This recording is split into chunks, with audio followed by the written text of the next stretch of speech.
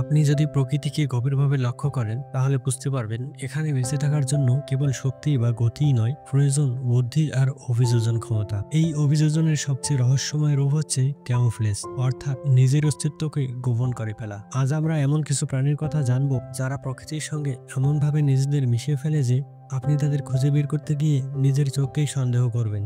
এই প্রাণীদের তালিকায় ১ নম্বরে রয়েছে লিপ ইনসেক্ট। পাতার মতো দেখতে এই পোকারা প্রাকৃতিক ক্যামোফ্লেজের এক জীবন্ত শিল্পকর্ম। তাদের শরীরের গঠন একেবারে পাতার মতো, রং, গঠন, এমনকি পাতার মাঝখানে শিরা পর্যন্ত এরা হুবহু নকল করে। বাতাসে পাতার মতো দুলে তারা নিজেদের অবস্থান আরও নিখুঁতভাবে আড়াল করে। শুধু শত্রুদের বিভ্রান্ত করাই নয়, এটি তাদের টিকে থাকার মূল অস্ত্র।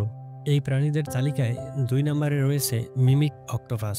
এই প্রাণীটির প্রতিভা শুনলে আপনি চমকে যাবেন।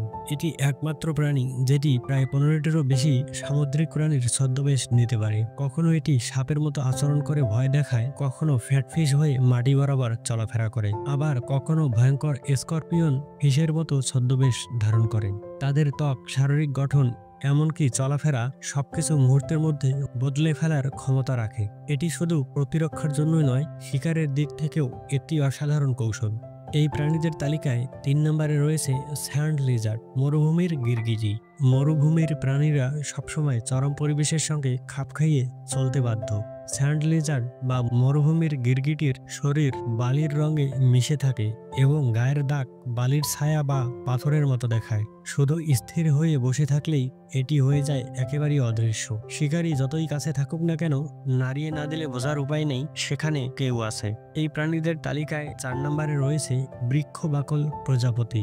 এই প্রজাপতিদের ডানাগুলো এমনভাবে গঠিত যেন সেটি গাছের শুকনো বাকলেরই অংশ। পৃথিবীর বিভিন্ন অরণ্যে এদের দেখা যায় বিভিন্ন গাছের ডালে বসে থাকে। দেখলে মনে হয় যেন কোনো ছোপ ছোপ দাগ, পাখার উপরে ফাটল দাগ, এমনকি কৃত্রিম ছাঁচ দেখে মনে হয় গাছেরই একটা শুকনো অংশ।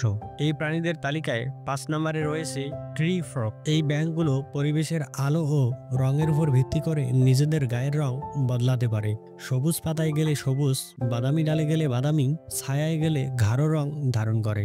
এটি কেবল ক্যামোফ্লেজ নয়, এটি এক ধরনের কৌশলী জীবনধারা যেখানে প্রতিনিয়ত রং বদল তাদের রক্ষা করে শিকারীদের হাত থেকে। এই প্রাণীদের তালিকায় ৬ নম্বরে রয়েছে ডেকোরেটর কাঁকড়া। এই কাঁকড়াগুলো আশেপাশের জিনিস যেমন শৈবাল, স্বেচ্ছাতে সামুদ্রিক স্পঞ্জ, এমনকি নুড়ি পাথর নিজের গায়ে আটকে নেয়। এর ফলে তাদের আসল দেহ গোপন হয়ে যায় এবং তারা একেবারেই পরিবেশের সঙ্গে মিশে যায়।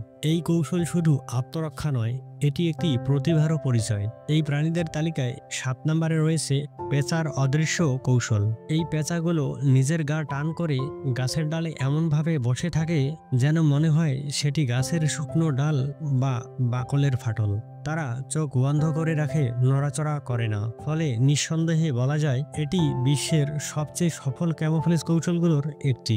এই প্রাণীগুলো আমাদের চোখে আঙ্গুল দিয়ে দেখিয়ে দেয় টিকে থাকার প্রতিযোগিতায় কৌশল আর অভিযোজন কতটা জরুরি। শুধু প্রাণীদের নয়, প্রকৃতির প্রতিটি অনুপাতে লুকানো আছে চমক, যেটি আমরা খালি চোখে সবসময় দেখতে পাই না। এই প্রাণীগুলোর মধ্যে কোনটির ক্যামোফ্লেজ কৌশল আপনাকে সবচেয়ে বেশি অবাক করেছে কমেন্ট করে জানাতে ভুলবেন না।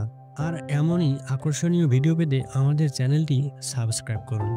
প্রকৃতির আরও অদ্ভুত বিষয় নিয়ে আবারও হাজির হব পরের ভিডিওতে।